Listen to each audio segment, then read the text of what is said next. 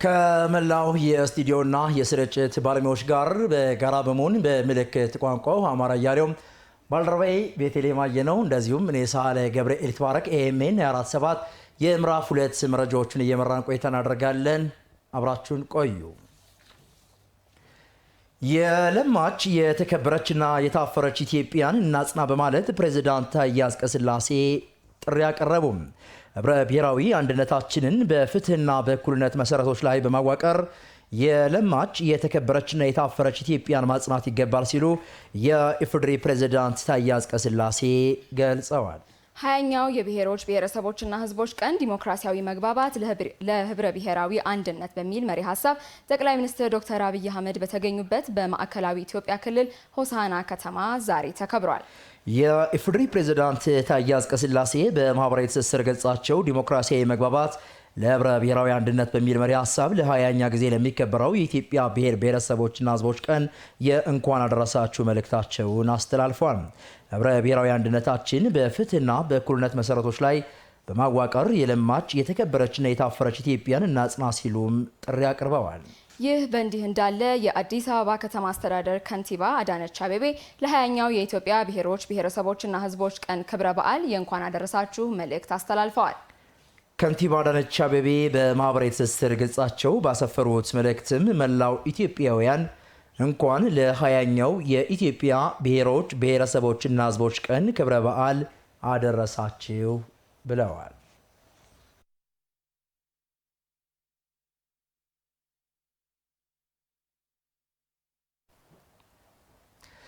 ተመልካቾች እየተከታተላችሁ የምትገኙት የትውልድ ድምጽ ከሆነው ከኤኤምኤን በቀጥታ የሚተላለፍላችሁን የምዕራፍ 2 ኤኤምኤን 247 መረጃዎቻችንን ነው። ቀደም ሲል ባጭር የተሰናደው መረጃ ወደ እናንተ አደረስን። አሁን ደግሞ በዝርዝር ርዕሰ ጉዳይ ወደምንመለከታቸው መረጃዎች እናልፋለን። በቀደሙት አባቶቻችን ደም የወረስነውን ነፃነትና የአብሮነት እሴት በብልጽግና ማጽናት ከትውልዱ ይጠበቃል ሲሉ የኢፌዴሪ ጠቅላይ ሚኒስትር ዶክተር አብይ አህመድ ተናገሩ። የኢትዮጵያን የብልጽግና መንገድ ሊያደናቅፍ የሚችል አንዳች ኃይል እንደሌለም አረጋግጠዋል። 20ኛው የብሔሮች ብሔረሰቦችና ህዝቦች በዓል በሆሳና ከተማ በድምቀት ተከብሯል። ይታያል አጥናፉ።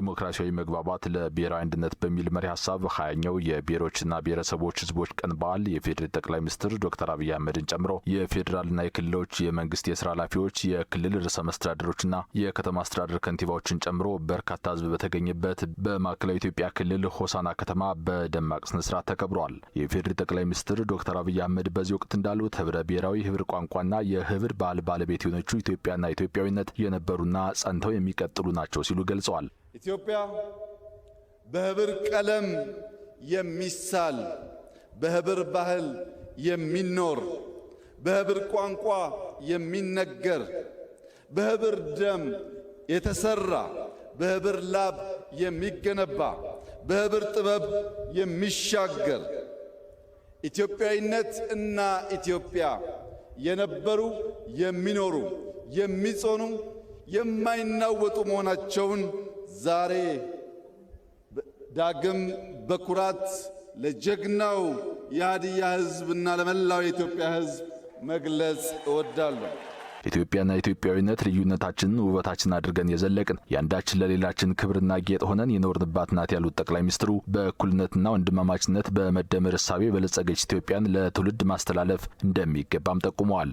የአንዳችን ለሌላችን ውበት የአንዳችን ለሌላችን ክብር የሆነባትን ሀገር ኢትዮጵያ አንዱ ከፍ ሌላው ዝቅ ብሎ ሳይሆን ሁላችን እኩል ሆነን በወንድማማች አይን ተያይተን በመደመር እሳቤ የበለጸገች ኢትዮጵያን ለልጆቻችን እንድናሻገር አደራ ልላችሁ እወዳለሁ። በአባቶቻችን ደም የወረስነውን ነጻነት በብልጽግና ማጽናት ከዚህ ትውልድ ይጠበቃል ያሉት ጠቅላይ ሚኒስትሩ ኢትዮጵያ በሁሉም መመዘኛ ከጨለማ ወደ ንጋት እየተሸጋገረች ባለችበት በዚህ ሰዓት በዚህ በ20ኛው ኢትዮጵያ ብሔሮችና ብሔረሰቦች በዓል ቀን ዳግም ቃል ኪዳናችንን በማደስ በጋራ እንቁም ሲሉም ጠቅላይ ሚኒስትሩ ጥሪያቸውን አስተላልፈዋል። በአባቶቻችን ደም የወረስነውን ነጻነት በብልጽግና ማጽናት ከዚህ ትውልድ የሚጠበቅ ተግባር ይሆናል። ኢትዮጵያ በሁሉም መመዘኛ ከጨለማ ወደ ንጋት እየተሸጋገረች ባለችበት በዚህ ታሪካዊ ጊዜ በሆሳዕና ከተማ ተገናኝተን ዳግም ቃል ኪዳናችንን ለመጠበቅና ለማጽናት መላው የኢትዮጵያ ልጆች በዚህ ጀግና ሕዝብ ፊትና በሆሳዕና ከተማ ዳግም ተገናኝተን የጀመርነውን ለመጨረስ ያልጀመርነውን ለመጀመር ኢትዮጵያን ለማጽናት በጋራ እንድንቆም በድጋሚ ጥሪዬን አቀርባለሁ። የኢትዮጵያን ችግሯን ብቻ ሳይሆን አቅሟን ማየት አለብን ያሉት ጠቅላይ ሚኒስትር ዶክተር አብይ አህመድ ከኢትዮጵያ መቀበል ብቻ ሳይሆን ለኢትዮጵያ መስጠት ትውልዱ ባህል ሊያደርግ እንደሚገባ አስገንዝበዋል። ለኢትዮጵያ ብቻ ሳይሆን ለአፍሪካም ብርሃን የሚሆን አዲስ የታሪክ ገጽ የብልጽግና ጅማሮ ዳግም አድዋ በኢትዮጵያ ይረጋገጥ ዘንድ በጋራ እንስራ ያሉት ጠቅላይ ሚኒስትሩ ይህን የብልጽግና መንገድ ሊያደናቀፍ የሚችል አንዳች ኃይል እንደሌለም አረጋግጠዋል። ኢትዮጵያ አስደናቂ ጅማሮችና ውጤት እያሳየች እየተመነደገች እያንሰራራች ያለች ሀገር ናት። ይህ መልካም ጅማሮ በፈጣሪያችን የሚደገፍ ቢሆንም በሰይጣን ትጋት ቀን ከሌት ለማደናቀፍ ሙከራዎች ይደረጋሉ። ለመላው የኢትዮጵያ ሕዝብ ዳግም ከሆሳዕና ምድር ላረጋግጥ የምፈልገው ማንኛውም ፈተና፣ ማንኛውም ትንኮሳ፣ ማንኛውም የክፉ ሐሳብ ኢትዮጵያን ከብልጽግና ማቆም አይችልም።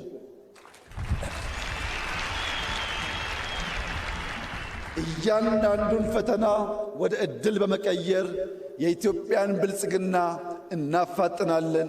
የኢትዮጵያን አንድነት እናጠናክራለን።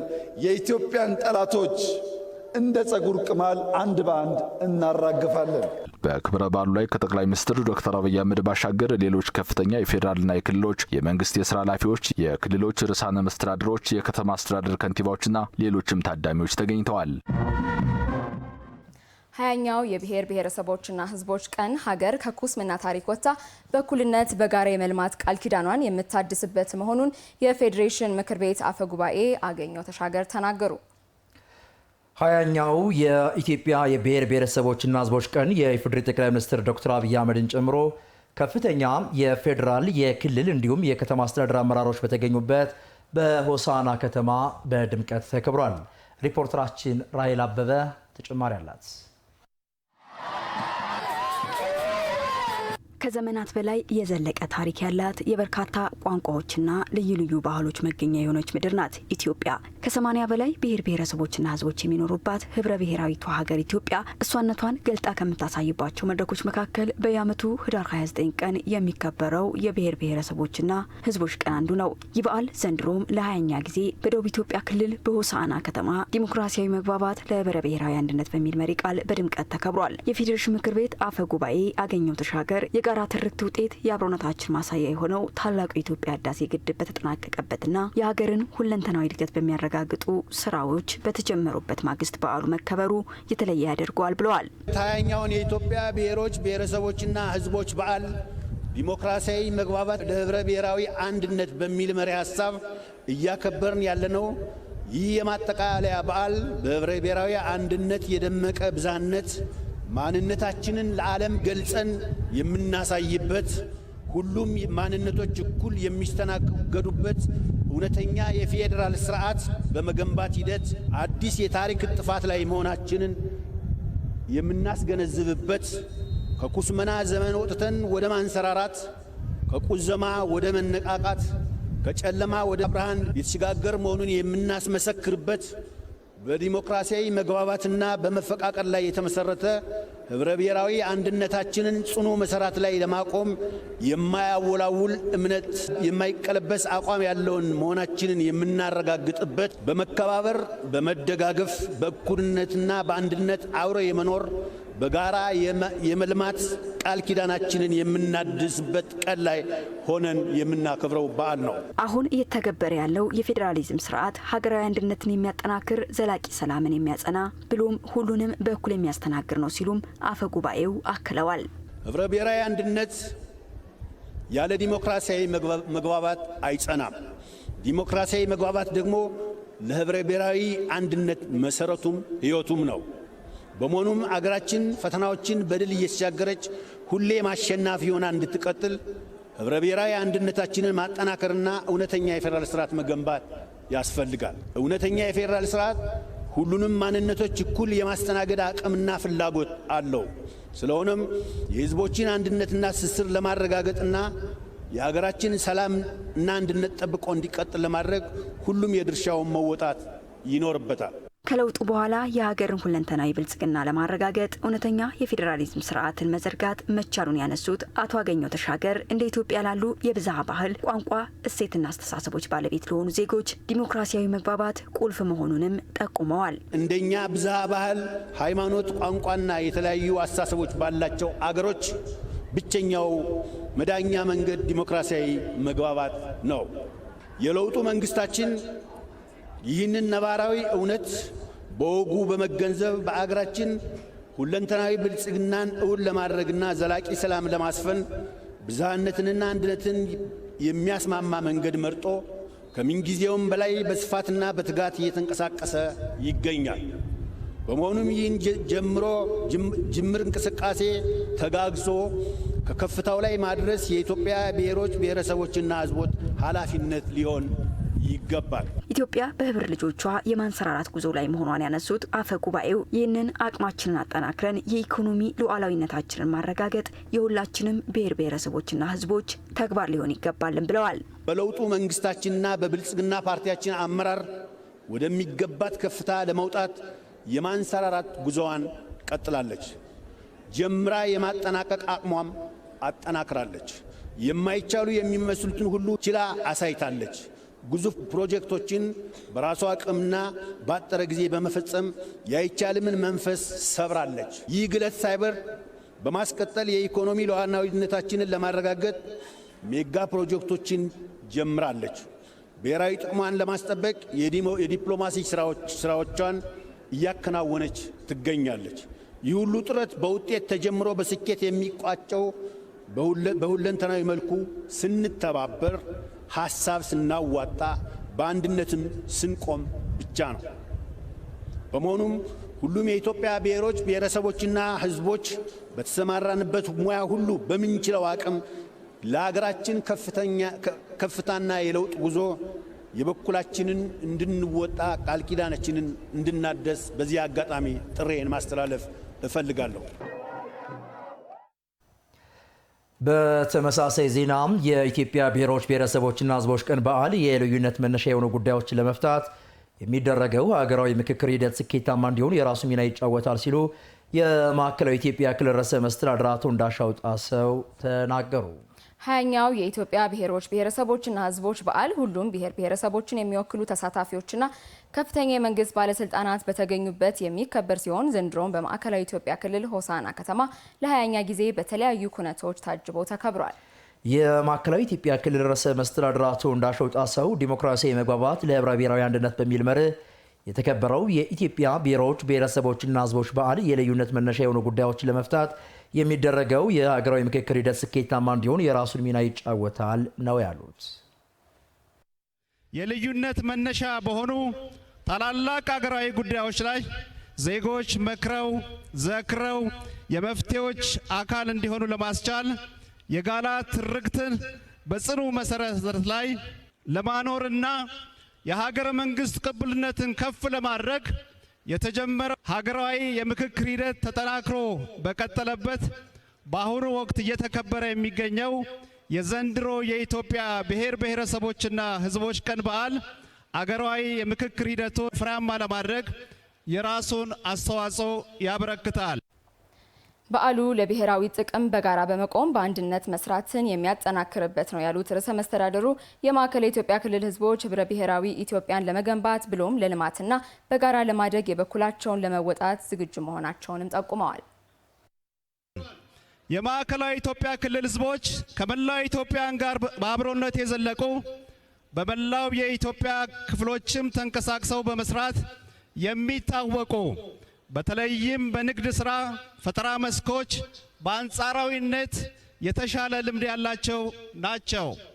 የማዕከላዊ ኢትዮጵያ ክልል ህዝቦች በጋራ እሴቶች ተሳሰረች፣ በብዝሃነት ያጌጠች፣ በጋራ ትርክት የጸናች፣ በጋራ ህልም ተስፋዋን ከፍ ለማድረግ የምትተጋ ህብረ ብሔራዊት ኢትዮጵያን በመገንባቱ ሂደት የበኩላቸውን ለመወጣት ከወትሮ በላቀ የታታሪነትና የትብብር መንፈስን ለመትጋት ዝግጁ ናቸው።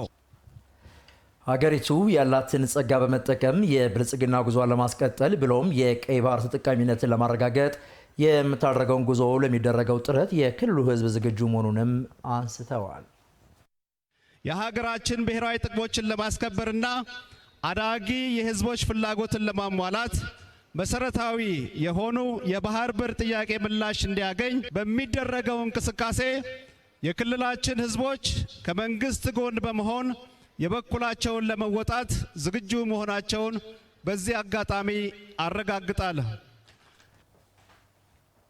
ርዕሰ መስተዳደሩ ክልሉ ይህን የኢትዮጵያውያን አንድነት ማሳያ የሆነ በዓል ለማስተናገድ እንዲችል ሚና ለነበራቸውና ድጋፍ ላደረጉ አካላት ምስጋናቸውን አቅርበዋል።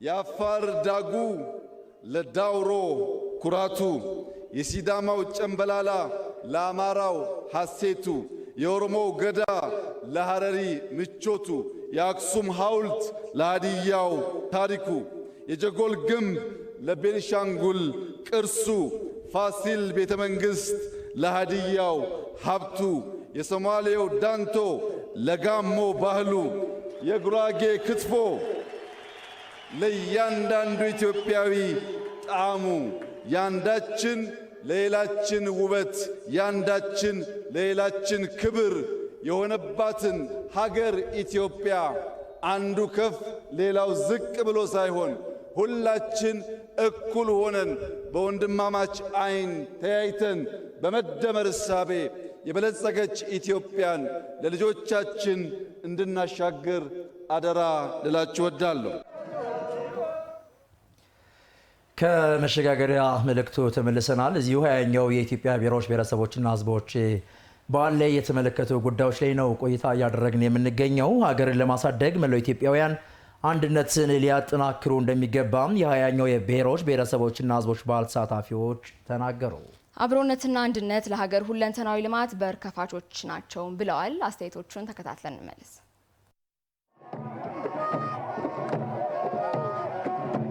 ህብረታችን፣ አንድነታችን፣ ብሔራችን በጣም ደስ ይላል። ብዙ ማላቃቸው ብሔሮች አሉ፣ አውቂያቸዋለሁ።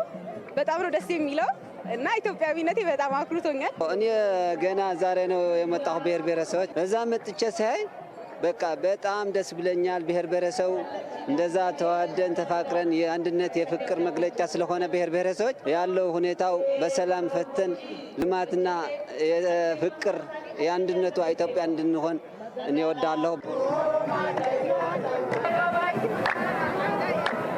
ኢትዮጵያ ለብሔር ብሔረሰብ ስንገናኝ ብዙ ብሔር ብሔረሰብና ብዙ ቋንቋ አለ ኢትዮጵያ። እንደዛም አለባበስም ባህሉም ሁሉም የራሱ ባህል አለ፣ ሁሉም የራሱ ያከብራል። ደግሞ አንድ ላይ እናከብራለን።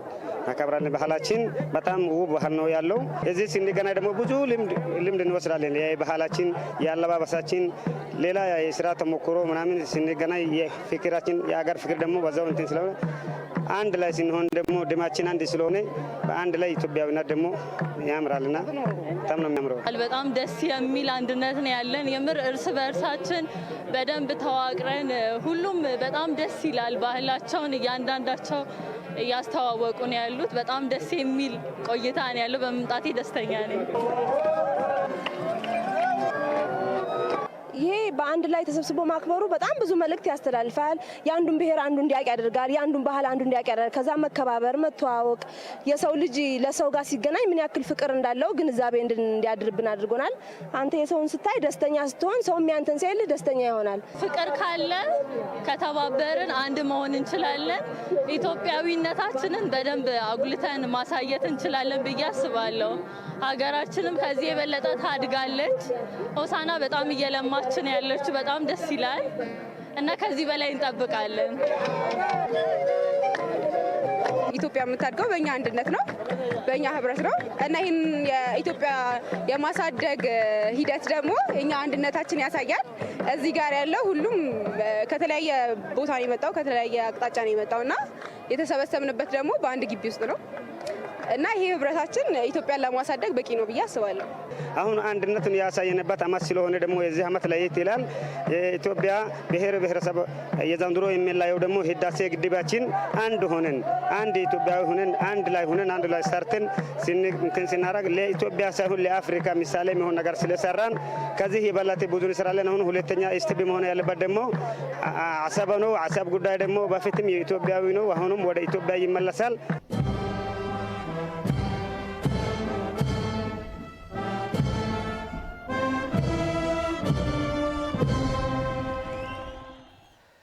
በተከታይነት ደግሞ በኢትዮጵያ የብሔር ብሔረሰቦች ቀን መቼ መከበር ጀመረ? የእስካሁን በዓላትስ የተከበሩ እንዲሁም ቀኑ መከበር ከጀመረበት ዓመት አንስቶ የነበሩ ዋና ዋና ሁነቶች ምን ይመስላሉ? ባልደረባችን አቡቻሌ እንደሚከተለው ያስቃኘናል። እንግዲህ 20ኛው የኢትዮጵያ ብሔሮች ብሔረሰቦች ቀን ቀደም ሲል ባጠናከርናቸው መረጃዎች በማዕከላዊ ኢትዮጵያ ክልል ሆሳና ከተማ እጅግ በጣም ደማቅ በሆነ ስነ ስርዓት የተከበረው ከማለዳው 12 ሰዓት ጀምሮ ነው።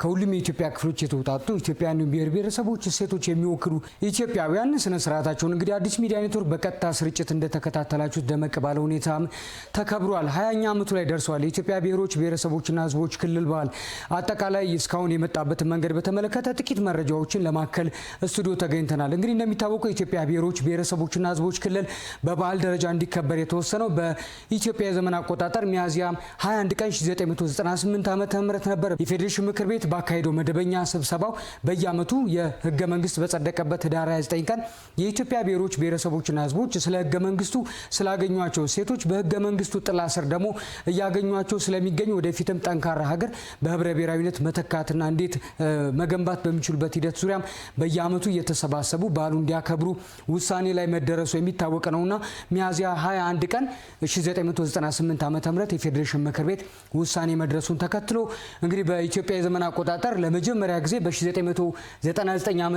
የመጀመሪያው የብሔሮች ብሔረሰቦችና ህዝቦች ቀን በዓል ተከብሯል ማለት ነው። የመጀመሪያ ብሔር ብሔረሰቦች ቀን አዘጋጅ እንግዲህ ከተማችን አዲስ አበባ ነበረች። የሁሉም ብሔር ብሔረሰቦች መኖሪያ መቀመጫ፣ ሁሉም ኢትዮጵያውያን በጋራ አብሮነት የሚኖሩባት የሚያንጿት የሚገነቧት ከተማችን አዲስ አበባ የመጀመሪያውን የብሔሮች ብሔረሰቦችና ህዝቦች ቀን በዓልን ማስተናገዷ ይታወሳል። ከዛሬ 19 ዓመት በፊት ማለት ነው። በዚህም እንግዲህ መሪ ቃሉ ህገ መንግስታዊ ቃል ኪዳን የአብሮነታችን መገለጫ ነው። ቀደም ሲል የብሔር ብሔረሰቦች ቀን በዓል ዓመታዊ በዓል ሆኖ እንዲከበር ዋነኛ ምክንያቱ ህገ መንግስቱ እንደመሆኑ መጠን በህገ መንግስቱ የሰፈሩ መብቶች ብሔር ብሔረሰቦች የሚያገኟቸው ጸጋዎችና አብሮ የሚቀጥሉባቸው ሴቶችን ለማሰብም ጭምር ቃል ኪዳን የሚገባበት በአብሮነታችንም የምንጸናበት ዓመት ሆኖ የተከበረበት ዓመት እንደሆነ ይታወቃል። ከዛም በኋላ በተለያዩ የታሪክ አጋጣሚዎች የተለያዩ ብሔር ብሔረሰቦች ቀን በዓል ሲከበሩ መቆየታቸው የሚታወስ ነው።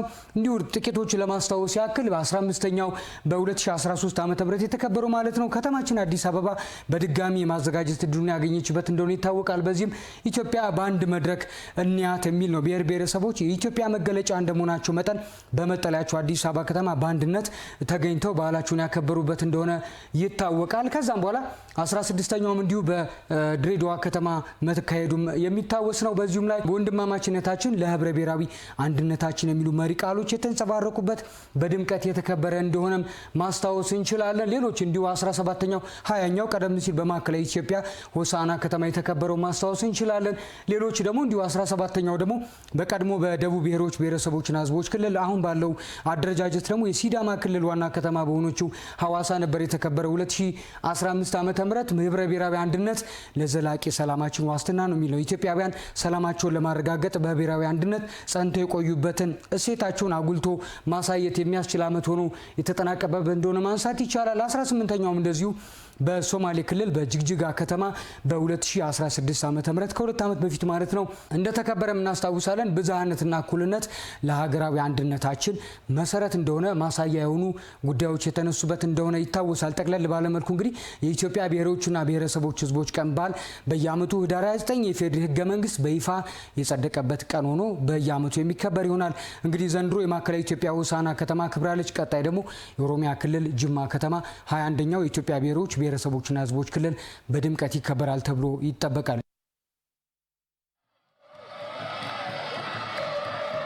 ለመላው የኢትዮጵያ ሕዝብ ዳግም ከሆሳና ምድር ላረጋግጥ የምፈልገው ማንኛውም ፈተና፣ ማንኛውም ትንኮሳ፣ ማንኛውም የክፉ ሐሳብ ኢትዮጵያን ከብልጽግና ማቆም አይችልም።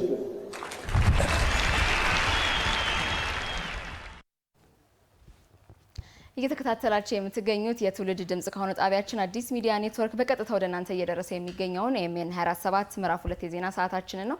አሁን ደግሞ የብሔር ብሔረሰቦችን ጉዳይ ወደሚመለከቱ ጉዳዮች ስንመለከት ቆይተናል። ወደ ሌላኛው መረጃችን ነው የምናመራው። ወጣ ብለን የመሰረተ ልማት አቅርቦትና የመስሪያ ቦታ ችግር እንዲፈቀድላቸው በአቃቂ ቃሊቲ ክፍለ ከተማ የሚገኙ አምራቾች ጠየቁ። ለአምራቾች ምርታማነት መጨመር የሚደረገው ድጋፍ ተጠናክሮ እንደሚቀጥልም የአዲስ አበባ ከተማ ምክትል ከንቲባና የኢንዱስትሪ ልማት ቢሮ ኃላፊ አቶ ጃንጥራር አባይ ተናግረዋል። በአቃቂ ቃሊቲ ክፍለ ከተማ ከሚገኙ አምራቾች ጋር በሚያጋጥሟቸው የመሰረተ ልማት አቅርቦቶች ዙሪያ ውይይት ተካሂዷል። ፈቃዱ መለሰ ተኪ ምርትን ለመጨመር የውጭ ምንዛሬ ግኝትን ለማሳደግ በሚል እንደ ሀገር ለአምራች ኢንዱስትሪ ዘርፉ በተሰጠው ትኩረት የኢንዱስትሪዎች የማምረት አቅምን ከ66 በመቶ በላይ ማድረስ ተችሏል። የአዲስ አበባ ከተማ ኢንዱስትሪ ልማት ቢሮ መረጃ እንደሚያሳየው ቢሮ በዘርፉ ያለውን ምርታማነት ለማሳደግም አምራቾች የሚያጋጥማቸውን ችግር በቅንጅት መፍታትን ዓላማ ያደረገ የውይይት መድረክ በአቃቂ ቃሊቲ ክፍለ ከተማ ከሚገኙ አምራቾች ጋር አካሂዷል። አምራቾችም የመንገድ የውሃና የመብራት መሰረተ ልማት አቅርቦትና መቆራረጥ በምርታማነታቸው ላይ እንቅፋት እንደሆነባቸው አንስተዋል። የመሰረተ ልማት አቅራቢ ተቋማት የስራ ኃላፊዎች ምላሽና ማብራሪያም ሰጥተዋል። ፕላስቲክ ነው ሪሳይክል የምናደርገው። ሪሳይክል ያደረግነውን ፕሮዳክት ደግሞ ለሀገር ውስጥ ገበያና ለውጭም ኤክስፖርት እናደርጋለን።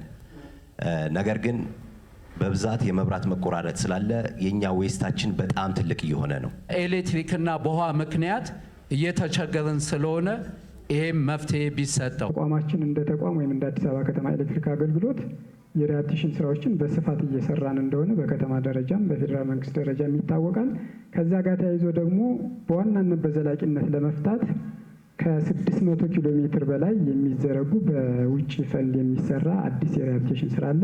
ለአምራች ኢንዱስትሪዎች ይፈታሉ ተብሎ የተያዙ ትላልቅ ፕሮጀክቶች አሉ። እነሱን እየሰራን ያለ ነው። ትልልቅ ኢንዱስትሪ ሆነው ቦታቸው ውሃ ሊገኝበት የሚችል አካባቢ ያሉትን ጥናት በነፃ አቅርበን ፈቃድ የምንሰጥ አዲስ አበባ ዋና ፍሳሽ ነው።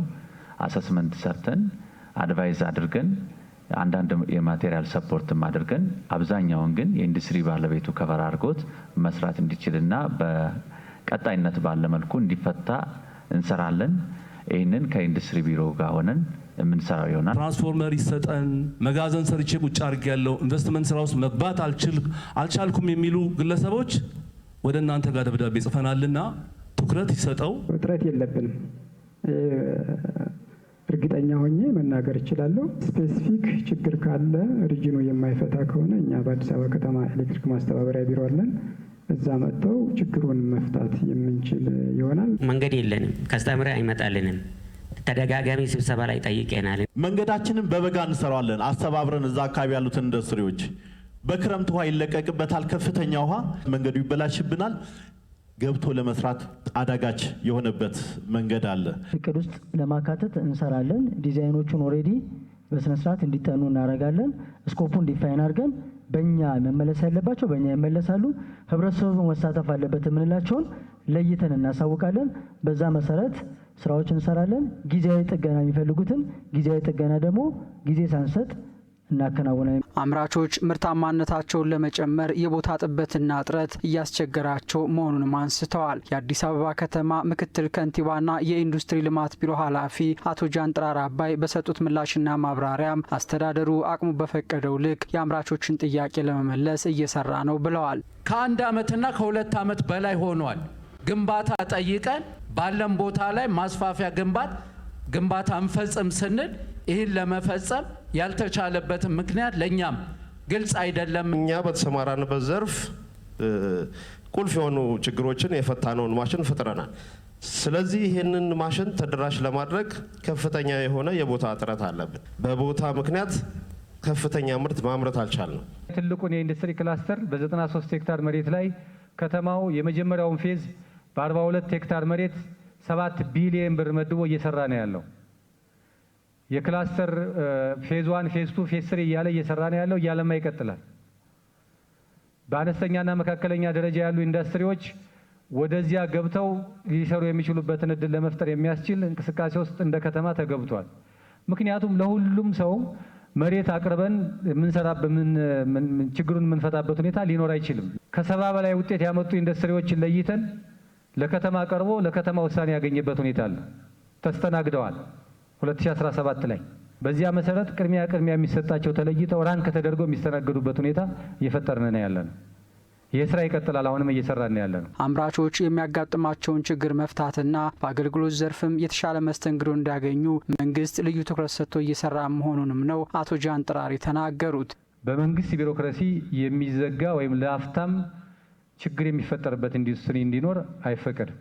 ቅድሚያ እንዲያመርት እድል የመፍጠር ምርቱን ወደ ግብይት እንዲያወጣ እድል የመፍጠር ስለዚህ ያ ማለት ሁሉም ችግር ባንዴ እንኳ ባይፈታ ችግሩን ለመፍታት እንዳሁኑ የተመቸ ጊዜ የለም።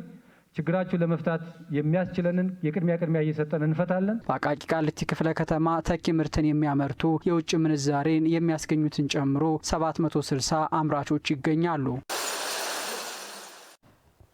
ቀጥለናል። ያገባኛል ማህበራዊ ኢኮኖሚያዊና ሰዋዊ እንቅስቃሴዎችን በጥልቀት እየተመለከተ የሁሉንም ድምጽ በማካተት ወደ እናንተ የሚቀርብ ዘገባ ነው። ዘገባው በሁሉም ጉዳዮች ላይ እንዳስፈላጊነቱ ያገባኛል እያለ እንግዶቹንም ስቱዲዮ እየጋበዘ ከእናንተ ወደ እናንተ የሚቀርብ ነው። ዛሬ ያገባኛል የምንለው የንባብ ባህል መቀዛቀዝን የተመለከተ ነው። ንባብ ምክንያታዊ ትውልድን ይፈጥራል። ምክንያታዊ ትውልድ ደግሞ ሀገርን ይገነባል። አሁን የንባብ ባህል መቀዛቀዝም ይስተዋላል። አሁን ላይ በንባብ ላይ የዳበረና ምክንያታዊ ትውልድን ለመፍጠር ከማን ምን ይጠበቃል? በዚህ ጉዳይ ላይ ያገባኛል የምንለውስ መቼ ነው? ዘገባው የባልደረባችን ተመስገን ይመር ነው። ተከታትለን እንመለስ። ያገባኛል መንግስት የሚያገባዋል፣ እኛም ያገባናል። ያገባኛል የትውልድ ግዴታ ነው። እያንዳንዳችን ነው የሚያገባን። ሁሉም ይመለከተኛል ይላል። ከኔንም ጀምረው ንባብ ምክንያታዊነትን ያጎናጽፋል። ምክንያታዊ ትውልድ ደግሞ ሀገርን ይገነባል። ንባብና ትውልድ ግንባታ ከትናንት እስከ ዛሬ የንባብ ባህላችንስ ምን ይመስላል? ዛሬ ላይ ያገባኛል ይመለከተኛል የምንለው ጉዳያችን ነው። የአራተኛ የሶስተኛ ክፍል ተማሪ እያለን ወመዘክር ላይብራሪ እዛ እየሄድን እናነባለን እና ብዙ ወጣቶች እዛ ውስጥ አልፈዋል እና እዛ ጋዜጣ ታነባለ፣ መጽሐፍ ታነባለ። እንደ እድሜህ ሁሉ መጽሐፎች አሉ። ራሱን ሲገነባ እኮ ነው ማንበብ እውቀትን ማግኘት ሲችል አገርም ላይ መልካማዊ እንትን ይመጣልና ከዛ ለሀገር እድገት ወሳኝ ስለሆነ መጽሐፍ፣ ስነ ጽሁፍ ነገሮች ላይ ጋዜጣዎች፣ መጽሔቶች፣ መጽሐፎች ላይ ቢሰራ የንባብ ባህላችን ከጊዜ ወደ ጊዜ እየተመናመነ መጥቷል። ለዚህ በርካታ ምክንያቶች ይጠቀሳሉ፣ ይዘረዘራሉ። ማህበራዊ ትስስር ገጾች በስፋት መሰራጨትና መብዛታቸው ዋና ጉዳይ ስለመሆኑም ከአዲስ ሚዲያ ኔትወርክ ጋር ቆይታ ያደረጉ የተለያዩ ህብረተሰብ ክፍሎች ምስክርነትን ይለግሳሉ። ሶሻል ሚዲያ አንዱ ተጽዕኖ ነው ላለማንበብ እንጂ መጽሐፎች ዛሬም አሉ። እንደውም ዛሬ ብዙ ቤተ መጽሐፍቶችን በየቦታው የምታይበት ጊዜ ነው። በቀበሌ ውስጥና በተለያዩ መንደር ውስጥ ሁሉ ታገኛል። እነዚህ አንዳንድ ተቋሞች ውስጥ ሁሉ መጽሐፍ በየመስሪያ ቤቱ ሁሉ ላይብራሪዎች አሉ ለሚያነቡ ሰዎች ማለት ነው። ሚዲያውን ስንመለከት ቲክቶክ ዝም ብለህ ነው የምታልፈው። ምንም እንዲያውም ሀሳቡን ምን ይሁን ሳይረዳ ሰው ዝም ብሎ እያለፈ በዛ አዳፍትድ ስንሆን ምንድን ነው ከማንበብ እንርቃለን፣ ነገሮችን ትኩረት ከማድረግ እንርቃለን እና ከዛ ይልቅ ይሄንን ባንተውም ግን በጣም በመጠኑ አድርገን የማንበብ ልምዳችንን ከፍ ማድረግ አለብን። የማዳመጥ ልምዳችንን አንድን ጉዳይ እኮ አሁን በጣም የማዳመጥ ጉዳይ በጣም ቀንሷል። ሰው ያው አሁን ወረቀት የሚያነብ የለም። ሁሉም የሚያነበው ኢንተርኔት ላይ ላፕቶፕ የተለያየ ነገር ነው የሚያነበው። ወረቀቱን የሚያነበው ከመቶ እንጃ 5 እና 3 ሰው እንኳን አይሆንም። ትኩረታችን ሶሻል ሚዲያ ላይ ይሆናል። በቃ በተለይ አሁን ቲክቶክ ላይ በቲክቶክ ላይ የሚመጡ ነገሮች ከዛ አንጻር ብዙ ወደ ቢዝነስ እንትን ሆኖ አይምሮአችን የሚያሰፉ ነገሮች መጽሐፍቶችን የሚጽፉ ሰዎች ላይ ትኩረት አናደርግም። ታዲያ የማንበብ ባህላችንን ከፍ ለማድረግ ከማን ምን ይጠበቃል? ያገባኛል የምንለውስ መች ነው? ያገባኛል የትውልድ ግዴታ ነው። ትውልድ ማዳን የምትችለው ከጎጂ ነገሮች እንዲቆጠቡ በማድረግ ነው። ያንን ደግሞ በማስተማር የምታመጣ ነው። ይሄ በቤተሰብ በማህበረሰቡና በአገር ደረጃ ሁሉም ሊመለከቱ የሚገባ ጉዳይ ነው። የኔ ጉዳይ አይደለም የምትለው ነገር አይደለም። ምክንያቱም ነገ አገርን የሚረከበው ይሄ አሁን የምታየው ትውልድ ነው። ስለዚህ በምን አይነት አቅም፣ በምን አይነት ጉልበት፣ በምን አይነት ስነልቦና፣ በምን አይነት ባህል አገርን ይቀበላል የሚለው እሱ ትልቅ ጥያቄ ነው። ያ እንዳይሆን ግን የማስተማር የመለወጥ ስርዓት የማስያዝ የግለሰብም የቤተሰብም የማህበረሰብና የመንግስትም ድርሻ ነው። እያንዳንዳችን ነው የሚያገባን። ያንን ነው ፎከስ ማድረግ አለብን። ከራሳችን መጀመር አለብን። ከቤተሰብ መጀመር አለብን። ከጓደኞቻችን መጀመር አለብን። ስለዚህ በዚህ አይነት ሁኔታ ህብረተሰቡ እያንዳንዳችን ያገባኛል በሚል ስሜት ወጣቱ አዛውንቱን፣ ትላልቆቹን መስማት አለበት። ምሁራን በዚህ ረገድ መናገር መቻል አለባቸው። ወጣቶችም በዚህ በማንበብ በመስራት የተለያየ ምሳሌ የሚሆኑ ሰዎች ወደፊት መጥተው ሌሎችን ማስተማር መቻል አለባቸው። ያገባኛል፣ አዎ መንግስትም ያገባዋል፣ እኛም ያገባናል እያሉ ለምሳሌ ስራችን ነው። ብዙ አመት ሰርተንበታል፣ ልጆቻችንን አሳድገንበታል፣ ብዙ ነገር አድርገንበታል። እዚህ ጋር እንደምታዩት ጋዜጣዎች አሪፍ ነው ተሰጥቷቸው እየሰሩ ነው ያለ። ትውልድም ቢያንስ መቀመጫዎች አሉ። አሁን መናፈሻዎች ጋር ከልማቱ ጋር የሚሰሩ ነገሮች አሉ። ሰዎች አረፍ የሚሉባቸው መቀመጫዎች፣ መናፈሻ ነገሮች አሉ። እነዛ አካባቢ ላይ እነዚህ አረፍ ሲል ማንበብ ቢችል ትውልድ እስኪ ብሎ ማየት ቢችል ሁሉም ይመለከተኛል ይላል። ከኔንም ጀምረው አዎ አንባቢ ትውልድን በመፍጠር በኩል የሁላችንም ሚና የጎላ ነውና ያገባኛል እንበል።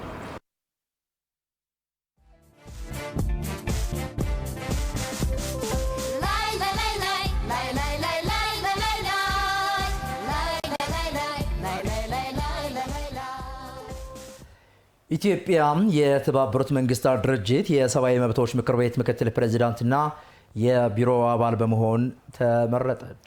ኢትዮጵያ የአፍሪካን ቡድን በመወከል ለአንድ ዓመት ያህል በዚህ የመሪነት ሚና እንደምታገለግል ተጠቁሟል። ይታያል አጥናፉ ዝርዝር ይዞበታል።